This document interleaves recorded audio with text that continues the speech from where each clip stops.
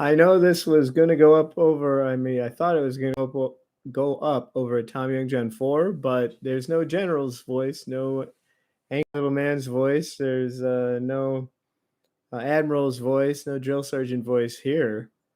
So we're not going to do it over there. We're going to do it over here. So I'm just going to do two versions of this article. Kamala Harris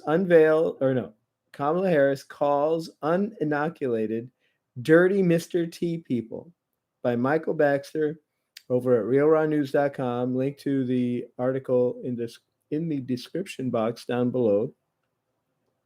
December 5th, 2021. Let's hop right into the news. And this is a comedically narrated or, dramatically narrated, such drama, dramatically narrated version. And let's have at it.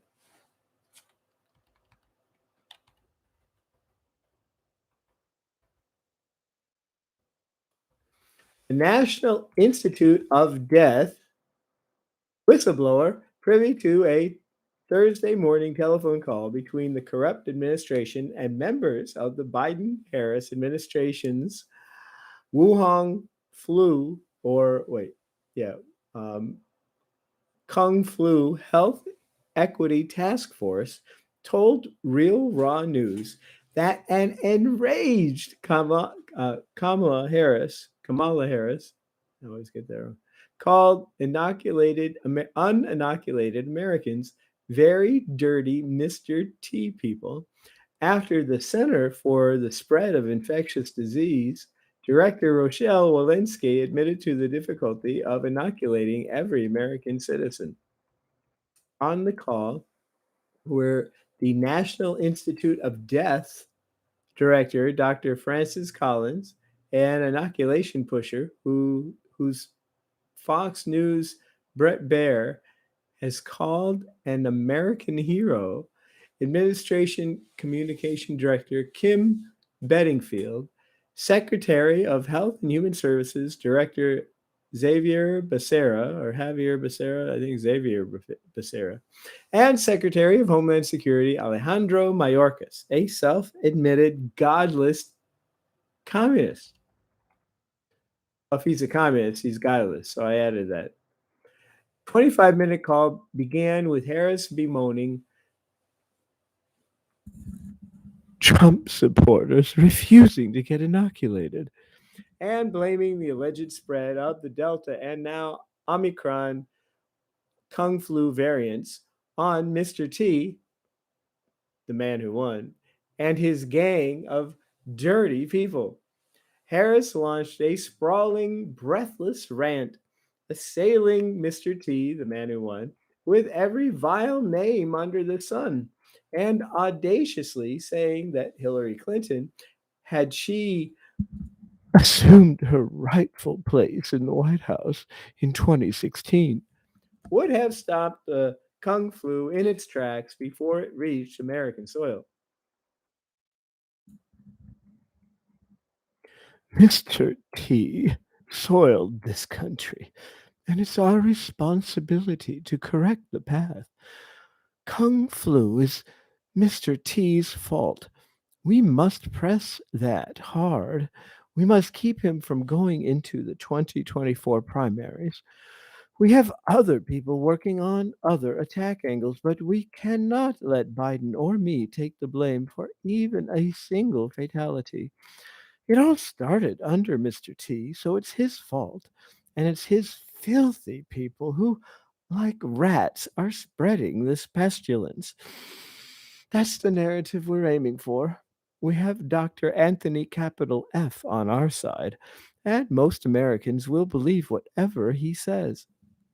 Harris purportedly said, her spurious tirade, our source said, induced a standing ovation, with Collins, Walensky, and Mayorkas pledging to commit their resources to obliterate Mr. T's chances of returning to the Oval Office.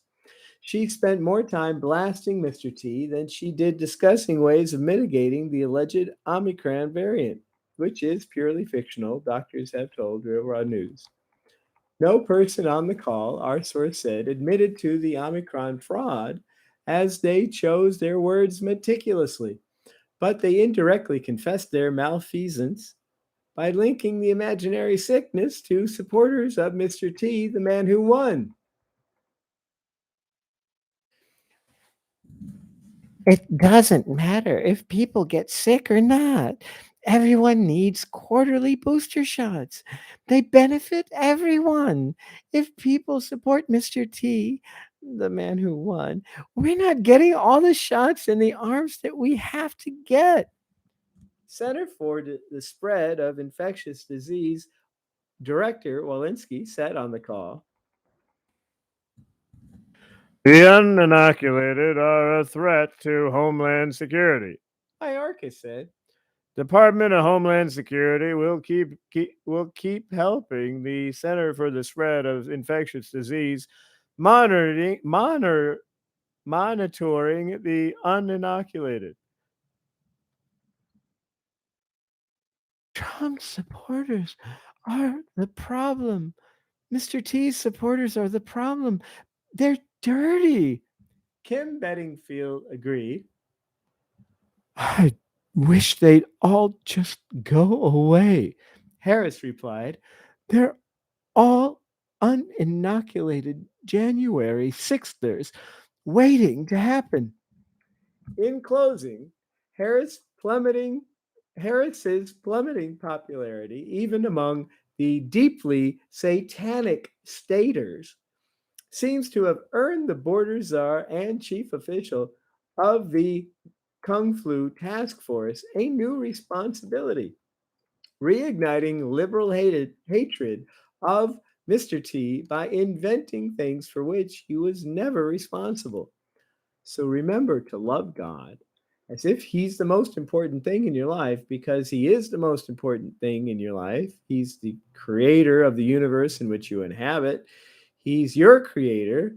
He's the guy who spoke DNA into you, into your family tree. He's the guy who knows every action you take, every thought that you have, and every moral decision that you make. And if you think that you have the biblical God of the Bible in your life, but you have, by virtue of how much mental real estate you've dedicated to something else, if you have anything more important than God in your life, that means you've created an idol. And I would say that means you don't have the God of the Bible in your life at all. You have idolatry, but no God of the Bible. But if I was going to play devil's advocate, I would say, to the extent that you have made anything more important than God in your life, that you are going to have one awful life. That's me playing devil's advocate. All right.